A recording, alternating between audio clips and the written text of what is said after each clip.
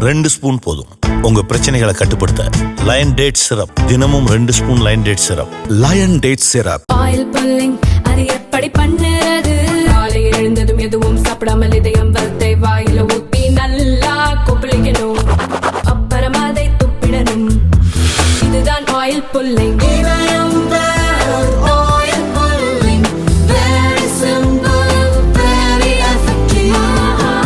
தமிழகத்தில் மும்மொழி கொள்கையை மத்திய அரசு திணிக்க துடிப்பதாக கண்டித்து சென்னையில் திமுக கூட்டணி கண்டன ஆர்ப்பாட்டம் நடத்தியது. இதில் பேசிய விசிக தலைவர் திருமாவளவன் PM ஸ்ரீ திட்டத்தின் மூலம் ஹிந்தியை திணிக்க பார்க்கிறார்கள் என கண்டனம் தெரிவித்தார்.